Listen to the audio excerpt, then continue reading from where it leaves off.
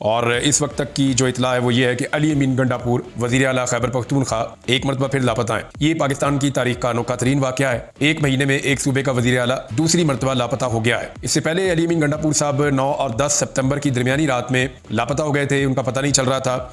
इमरान खान साहब ने यह करार दिया था कि उनको अगवा किया गया था और अली अमीन गंडापुर साहब ने बाद में इसके बारे में खुद तो कोई ऐसा सच बात नहीं की, लेकिन उन्होंने कहा कि वो लॉ इन्फोर्समेंट के हवाले से और अमन अमान के हवाले से एक आला किस्म की मीटिंग कर रहे थे। लेकिन उसके बाद जो रद्द अमल आया था खैबर पख्तूनख्वा असम्बली से और वहाँ पे जिस किस्म की तकारीर की गई थी अरकान असम्बली की जानिब से, तो MPs ने बताया कि उनके साथ क्या कुछ हुआ पाकिस्तान में और सिक्योरिटी फोर्सेज ने या इदारों ने या इंटेलिजेंस एजेंसीज ने उनके साथ या उनके घर वालों के साथ किस किस्म का रवैया रखा। बड़ा सख्त रद्द अमल था और वो जो कार्रवाई चल रही थी सूबाई असम्बली की, ऐसा पाकिस्तान की तारीख में कभी नहीं देखा गया। अब हुआ ये कि अली अमीन गंडापुर साहब को पहुंचना था इस्लामाबाद डी चौक में और पूरे निजाम ने ये जिद लगाई हुई थी कि अली अमीन गंडापुर को नहीं आने दिया जाएगा। लेकिन जब आवाम निकलती है ना और बगैर बिरयानी के और बगैर कीमे वाले नान के निकलती है तो फिर वो पहुंच जाती है। मैं सीरियसली आपको बता रहा हूं, ये कीमे वाला नान नहीं पहुंचने देता लोगों को। मुझे अच्छी तरह याद है कि शहबाज शरीफ अपने भाई के लिए एयरपोर्ट तक नहीं गए थे, हालांकि शहबाज शरीफ की अपनी हुकूमत थी, जा ही नहीं पाए थे, माल रोड पर फंस गए थे। तो इसी तरह जब कीमे वाला नान और बिरयानी हो तो लोग नहीं पहुंचते। हाँ, जब कारकुन नजरिए पर निकले तो फिर उसको रोका नहीं जा सकता। पाकिस्तान की तारीख की बदतरीन शेलिंग हुई है। इसमें ड्रोन भी मुबैना तौर पे, हेलीकॉप्टर भी मुबैना तौर पे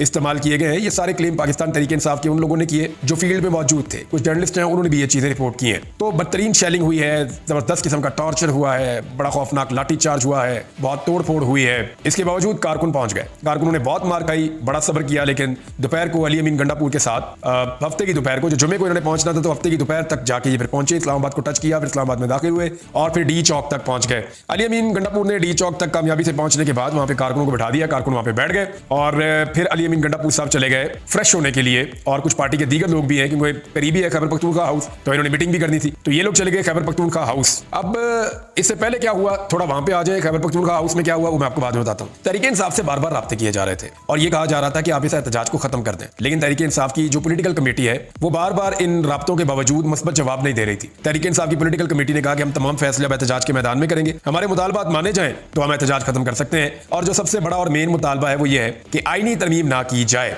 आईनी तरमीम को रोका जाए, क्योंकि पाकिस्तान तहरीक इंसाफ इसको आईन के ऊपर एक हमला समझती है। अब पॉलिटिकल कमेटी ने कर दिया साफ इनकार, उन्होंने कहा जी कोई मुज़ाकरात नहीं होंगे, इस हवाले से कि एहतजाज खत्म कर दिया जाए। तो अली अमीन गंडापुर ने अनाउंस किया था कि मेरा इख्तियार नहीं है एहतजाज को खत्म करना और मेरा अपना इख्तियार जो है वो भी इमरान खान के पास है। तो अली अमीन गंडापुर साहब ने यह कहा, उन्होंने कहा जिसने बात करनी है जाके उनसे कर ले। और अब ये बड़ी तादाद में कारकुनों को लेकर डी चौक पहुंच गए, यानी हुकूमत अपनी तमाम ताकत के बावजूद, फस्तायत के बावजूद नाकाम हो गई। रबड़ की गोलियां मारी इन्होंने लोगों को, बहुत सारे लोग जख्मी हो गए, अस्पतालों में पहुंचे और इन्होंने आंसू गैस की शेलिंग की इंतहा कर दी। अब पहली दफा ऐसा हुआ कि सहाफी बहुत बड़ी तादाद में जख्मी हुए हैं और बहुत बुरी तरह मुतासिर हुए हैं। सहाफियों पर तशद्दुद का सिलसिला रावलपिंडी में पुलिस ने शुरू किया था, इस्लामाबाद में भी वो सिलसिला जारी रहा और बदतरीन तशद्दुद सहाफियों पर किया गया है। अभी एक सहाफी है, उनके बारे में इतला आ रही है, अमानत गशकोरी साहब, इनकी आंख के ऊपर रबड़ बुलेट लगी है और वो काफी तकलीफ में है, लेकिन वहां पे शेलिंग चल रही है, पुलिस रास्ता नहीं छोड़ रही थी, तो इनको रेस्क्यू करने में भी ताखीर का सामना हो रहा था।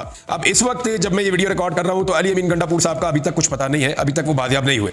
पाकिस्तान तहरीक इंसाफ की जानिब से इनकी बाजियाबी के लिए मुतालबात किए जा रहे हैं और दूसरी जानिब पाकिस्तान तहरीक इंसाफ ने बाकायदा एक पोस्टर जारी कर दिया है मिसिंग पर्सन का, यानी तहरीक इंसाफ ने अली अमीन गंडापुर को मिसिंग पर्सन करार दे दिया है, यानी एक सूबे का वज़ीर आला एक महीने में दूसरी मरतबा मिसिंग पर्सन बन गया है, उसके बारे में किसी को कुछ पता नहीं है। बैरिस्टर सैफ ने स्टेटमेंट दिया कि जी अली अमीन गंडापुर कहां है, किसी को कुछ इल्म नहीं है। कुछ जो टाउट किस्म के लोग हैं या सहाफी हैं वो ये बात बड़ा खुलकर कह रहे हैं कि जी अब अली अमीन गंडापुर को पता चलेगा, उनको जरा पहुंचा दिया गया है, वो खासी मुश्किल के अंदर है। तो इस किस्म के वो चस्केदार किस्म के ट्वीट्स कर रहे हैं और स्टेटमेंट्स दे रहे हैं। हालांकि इस वक्त उन्हें ये कहना चाहिए कि ये आज़ादी जमहूरियत नहीं है, आज़ादी इज़हार राय नहीं है। एक सूबे के वज़ीर आला को ताकत के बलबूते पे उठा लिया जाना और उस सूबे का जो हाउस है उसके अंदर से उठा लिया जाना, ये इंतहाई अफसोसनाक है। एक महीने के अंदर पाकिस्तान में जो कुछ हुआ उसकी मिसाल माजी में नहीं मिलती। नंबर एक, इस एक महीने में पार्लियामेंट के ऊपर अटैक हुआ, हमला हुआ, नकाबपोशों ने अंदर घुस के पार्लियामेंट हाउस के अंदर से MNAs को अगवा कर लिया, गिरफ्तार कर लिया। इसी एक महीने में जो टॉर्चर हुआ अरकान असम्बली के ऊपर और अगवा करने की कोशिशें हुई वो पार्लियामेंट लॉजेस के अंदर भी हुई, जो पहले नहीं हुआ। और KP हाउस के अंदर जो है वो अटैक कर दिया है। अच्छा, KP हाउस के अंदर जो अटैक है इसके कुछ विजुअल्स भी मौजूद हैं और अब मनाज़र दिखाए जा रहे हैं कि दरवाजे भी टूटे हुए हैं, खिड़कियां भी टूटी हुई हैं, तोड़फोड़ भी हुई है। तो KP हाउस में खासा दंगल हुआ है। तहरीक इंसाफ ने इसके ऊपर फौरी तौर पर जो रद्द अमल दिया, उस रद्द अमल को मैं आपको पढ़ के सुना देता हूं। जो असेंबली का इजलास बुलाया गया है खैबर पख्तूनख्वा की असेंबली का फौरी तौर पर इजलास आज के दिन तलब कर दिया गया है। आज 6 अक्टूबर है और आज के दिन 2 बजे दोपहर को इजलास तलब किया गया है। इस इजलास का जो एजेंडा है या इसकी जो कार्रवाई की फहरिस्त है वो मैं आपको पढ़ के सुना देता हूं। खैबर पख्तूनख्वा हाउस इस्लामी इस्लामाबाद पर वफाकी हुकूमत के एहलकारों,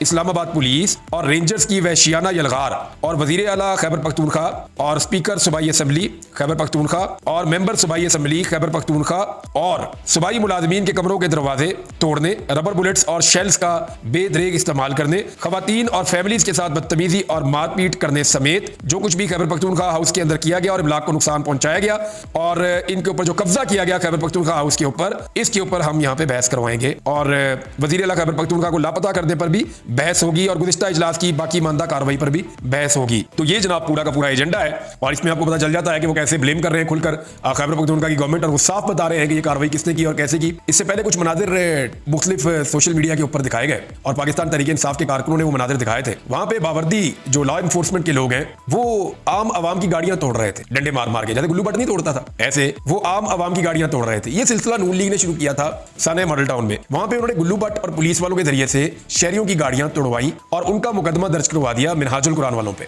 यानी वो सारा ब्लेम उन पे डाल दिया। ये सिलसिला तब शुरू हुआ था, ये फॉल्स फ्लैग ऑपरेशन PMLN का हमने जब पहली दफा देखा तो ये गुल्लू भट्ट वाला माहौल हमने देखा वहां पे साने मॉडल टाउन में। उसके बाद हम ये बार बार देखते हैं, अभी आज भी, यानी पहले कंटेनर लगाते हैं, फिर आंसू गैस फेंकते हैं, फस्तायत की इंतहा करते हैं, टॉर्चर करते हैं, लोगों को गिरफ्तार करते हैं, लोगों को दीवार के साथ लगा देते हैं, फिर लोग आगे से जब रद्द-ए-अमल देते हैं तो कहते हैं जी देखो दहशतगर्द है। यानी ये तो नहीं हो सकता कि आप किसी को दीवार के कोने पे खड़ा करके और उसको मारते चले जाएं तो वो आगे से रिस्पॉन्ड ही ना करे। ये सेल्फ डिफेंस तो हर आदमी का राइट है और ये राइट उसको कॉन्स्टिट्यूशन देता है कि आपकी जब जान को खतरा आ जाए और आप फंस जाएं तो फिर आपने अपनी जान बचानी भी होती है। बहरहाल अली अमीन गंडापुर साहब की जो गिरफ्तारी है ना, या उनका जो मिसिंग पर्सन हो जाना है, ये कोई सादी चीज नहीं है। एक तो तहरीक इंसाफ कह रही है कि सुबह वो हेबियस की एक दरखास्त डालेंगे इस्लामाबाद हाई कोर्ट में कि अली अमीन गंडापुर को KP हाउस के अंदर से अरेस्ट किया गया।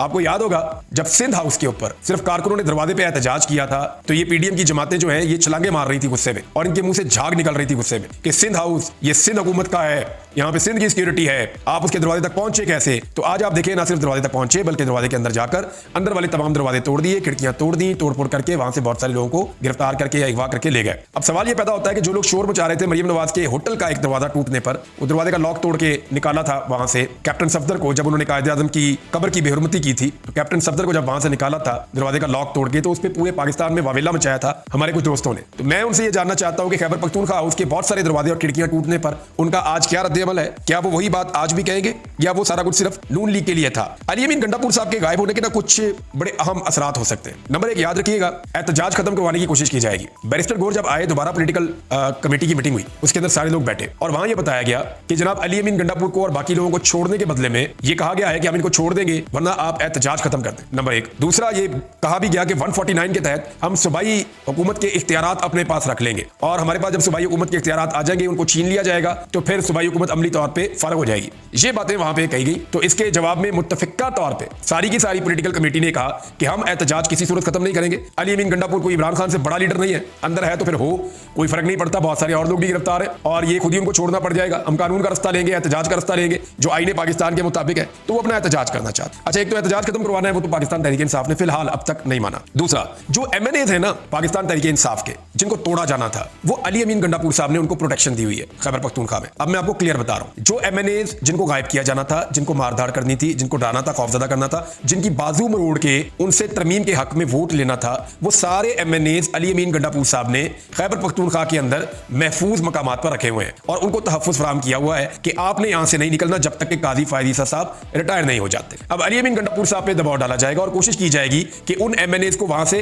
कोई और ले जाए या हुकूमत या हुकूमती इदारों के वो काबू में आ जाए और फिर बाजू मरोड़ के उनसे आईनी तरमीम पर वोट लिया जा सके। दूसरा, ये बहुत इंपॉर्टेंट पहलू है, इसको याद रखिएगा। तीसरा एक और पहलू है, वो ये है कि अगर सूबाई हुकूमत के इख्तियारात को एक्सरसाइज करना शुरू कर देते हैं आर्टिकल 149 के तहत, फेडरल गवर्नमेंट ये करती है, तो फिर तहरीक इंसाफ के जिन अराकीन को वहां पे पुलिस वगैरह तहफ्फुज दे रहे हैं, वही पुलिस उनको पकड़ के इधर भी ला सकती है। तो ये सारी चीजें हैं और यानी अभी तो ये इतलात आ रही है कि कुछ जो वोट देने की एबिलिटी रखते हैं MNAs, उनके कुछ घर वालों को भी और रिश्तेदारों को भी थ्रेट किया गया है, कुछ को गिरफ्तार या अगवा भी किया गया है। ये जो मनाजिर हमने देखे खैबर पख्तूनख्वा हाउस के, ये इंतहाई अफसोसनाक है। कुछ लॉ एनफोर्समेंट के लोग, मैंने आपको बताया कि गाड़ियां और इमलाक को नुकसान पहुंचा रहे थे, इल्जाम लगाया गया कि ये तहरीक इंसाफ के हैं, लेकिन वो सारी विजुअल तहरीक इंसाफ ने अपने पेजेस से अपलोड की और उन्होंने कहा जी कि रेंजर्स है, पुलिस है और ये लॉ एनफोर्समेंट है जो पाकिस्तान तहरीक इंसाफ को बदनाम करने के लिए ये फॉल्स फ्लैग ऑपरेशन कर रहे हैं। इस्लामाबाद के शहरियों ने अपील के ऊपर जबरदस्त तरीके से रिस्पॉन्ड किया, बहुत बड़ी तादाद में शहरी पहुंचे हैं और उन्होंने खाना, पानी, अद्वियात और बाकी चीजें जो लोग वहां पे मौजूद हैं, बारिश हुई आपको पता है और बारिश की वजह से कुछ रिलीफ भी मिला कारकुनों को। आंसू गैस की शेलिंग बड़ी बदतरीन थी, लेकिन बारिश के बावजूद कारकुन वहां पे डटे रहे।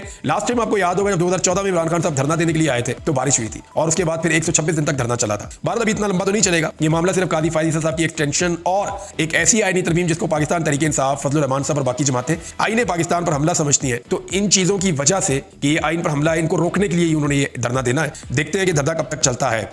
इस्लामाबाद के शहरियों ने इसार की एक मिसाल कायम की है। उन्होंने अपने मेहमानों का ख्याल रखा, उन्हें खाना पहुंचाया, बाकी चीजें पहुंचाई और बड़ी तादाद में कारकुन जख्मी हुए हैं, कुछ पुलिस वाले भी जख्मी हुए हैं, मीडिया वाले भी जख्मी हुए हैं। अब मैं थोड़ा सा आपको लाहौर का बताऊं कि लाहौर में बहुत बड़े पैमाने पर एहतजाज हुआ, लेकिन जो लाहौर में पाकिस्तान तहरीक इंसाफ की जो क़यादत है पंजाब की, वो कारकुनों को इकट्ठा करने में नाकाम रही। मैं साफ आपको बता रहा हूं, कारकुन निकले, छोटे छोटे जत्थों में निकले, उन्होंने एहतजाज किया, पुलिस के साथ आंख बचोली उनकी सारा दिन चलती रही, सैकड़ों की तादाद में लोग गिरफ्तार हुए, बहुत ज्यादा लाठीचार्ज हुई, बहुत सारे लोग जो जख्मी भी हुए और बदतरीन टॉर्चर किया गया, आंसू गैस की शेलिंग बहुत बदतरीन की गई लाहौर में। लेकिन इसके बावजूद कारकुन डटे रहे सारा दिन, सैकड़ों गिरफ्तारियां होने के बावजूद, और कुछ कारकुन पहुंचने में कामयाब भी हुए मीनार पाकिस्तान तक। लेकिन सवाल यह पैदा होता है कि जो लीडरशिप है पाकिस्तान तहरीक इंसाफ की, वो लाहौर में कारकुनों को इकट्ठा करने में, एक यूनिफाइड एफर्ट लगाने में नाकाम क्यों रही? वहां पर उनकी नाकामी हुई है।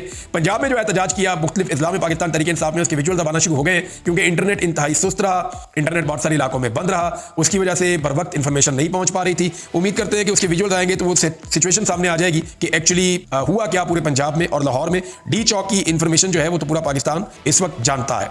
अच्छा, अभी एक नई अनाउंसमेंट भी पाकिस्तान तहरीक इंसाफ की जानिब से की गई है कि फौरी तौर पे इस्लामाबाद और उसके गिरदो नवा के जितने भी पाकिस्तान तहरीक इंसाफ से ताल्लुक रखने वाले कारकुन हैं या आम पाकिस्तानी हैं, वो इस्लामाबाद डी चौक के लिए निकल पड़े। साथ ही साथ खैबर पख्तूनख्वा के मुख्तलिफ इजला में ओहदेदारान से दोबारा रब्ता किया गया है और वहां पे अहकाम जारी किए गए हैं पार्टी की जानिब से कि जितने भी मैक्सिमम कारकुन डी चौक में आ सकते हैं वो अब पहुंचना शुरू कर दें। ताज़ा कारकुनों की इस वक्त जरूरत है। और अली अमीन गंडापुर के अगवा के बाद वैसे ही खैबर पख्तूनख्वा का टेम्परेचर हाई है, तो देखना है कि इसके ऊपर हुकूमत इस जल्दी के ऊपर तेल डालती है या इस जल्दी के ऊपर जो है वो पानी डालती है। अच्छा, रेंजर और पुलिस ने तो मारा कुट्टा लोगों को या जो एक्शन है वो किया है, लेकिन फौज के बारे में जो मैंने आपको कहा था एग्जैक्टली वही हुआ। फौज ने किसी को उंगली तक नहीं लगाई। मैंने आपको कहा था ना कि फौज पब्लिक से कभी नहीं लड़ेगी और पब्लिक भी फौज के साथ नहीं लड़ेगी। लोग बल्कि आपस में घुल मिल भी गए थे। तो फौज ऐसा कभी नहीं करेगी, उनकी ये ट्रेनिंग ही नहीं है, उनका ये काम ही नहीं, वो इस काम के लिए ट्रेंड ही नहीं हुए, बने ही नहीं, वो ये कर ही नहीं सकते। ये बड़े खौफनाक तजर्बे होते हैं और ये जब एक दफा हुआ था तो उसका नतीजा भी आपने देख लिया। तो फौज कभी भी ऐसा नहीं करेगी, मैंने आपसे पहले कहा था और एग्जैक्टली वही हुआ है कि फौज ने ऐसा नहीं किया।